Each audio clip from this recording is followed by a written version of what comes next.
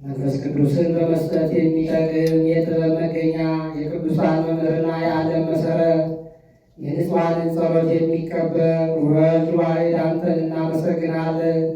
ቀዳሜ በኩር የምትሆን የአብ ቃል የምንጠራ ለእኛ ለሁሉ የሚሆን የአንተን ጸጋ የሰጠን ነውር የሌለብህ ንጹሕ አባት ብልህ ነቀዝ የማያበላሸው ገንዘብ ያለ በፍጹም ልቡናቸው ለሚያምኑ የምትሰጥ ዓለም ሳይፈጠር የነበረውን ብርሃን ያዩ ዘንድ መላእክትን ደስ የሚያሰኛቸው የማይለወጥ ጠባቂያቸው በእኛ የነበረውን ጨለማ በአባት ፈቃድ አራክልን።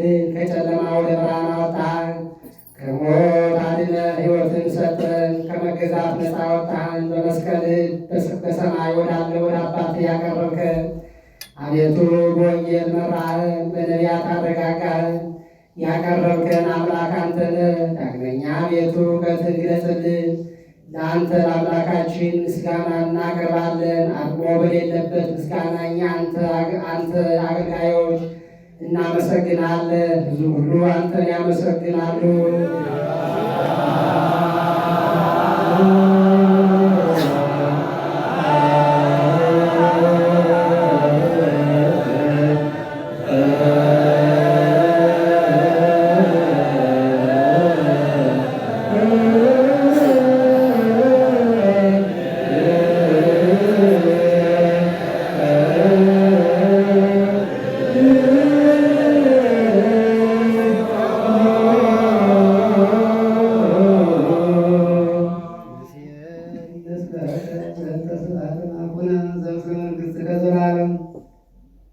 ከሁሉ በላይ የምትሆን የእግዚአብሔር ልጅ ኢየሱስ ክርስቶስ ሆይ ጌትነትህ ለዘላለም ከሚሆን መንግሥት ጋር በቃላችን ምስጋና ሦስተኛ ጊዜ ላንተ እናቀርባለን።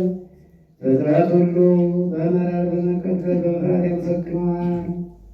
ነፍስ ሁሉ የሚፈራው የሚያመልከው የጻድቃን ነፍሳት በአንተ ጸንተው ይኖራሉ።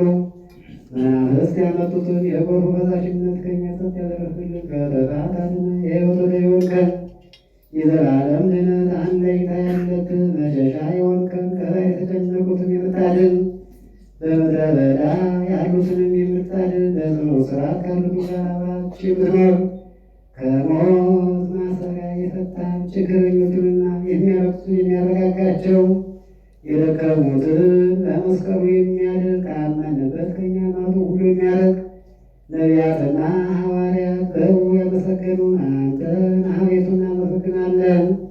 ለአንተ ምስጋና እናቀርባለን።